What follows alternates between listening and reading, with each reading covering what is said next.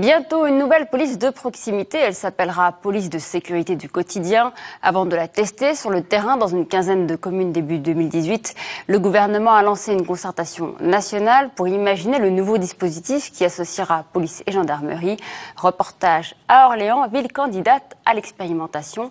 Alain Eudes, Isabelle Racine. C'est le préfet de région qui a lancé la réflexion au début de la semaine.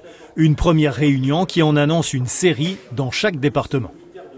En 3 semaines, on va concerter les acteurs locaux et faire remonter nos propositions et nos constats au ministre de l'Intérieur.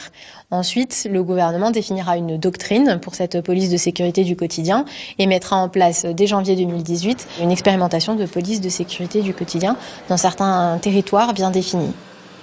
Le ministère de l'Intérieur évoque une quinzaine de villes tests. Orléans s'est immédiatement portée candidate. Sa police municipale compte 107 agents et presque tous les opérationnels sont armés. Orléans s'estime donc légitime pour développer cette nouvelle synergie entre forces de l'ordre et souhaite notamment des opérations conjointes police municipale, police nationale. Des patrouilles communes, pourquoi? Avec police municipaux et policiers nationaux. Pour une raison très simple, c'est qu'ils n'ont pas les mêmes pouvoirs judiciaires. Je prends un seul exemple, le contrôle d'identité.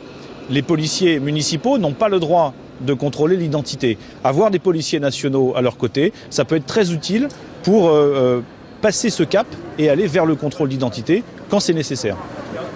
Pour cette expérimentation, aucune voix discordante dans la gendarmerie. Les militaires ont l'habitude de se taire et d'appliquer.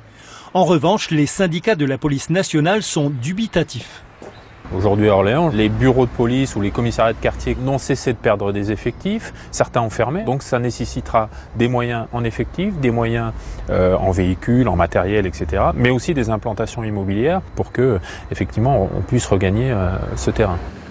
Ce vœu ne sera peut-être pas comblé car la police de sécurité du quotidien est essentiellement présentée comme une nouvelle méthode de travail avec plus de coordination pour réduire le sentiment d'insécurité chez les Français.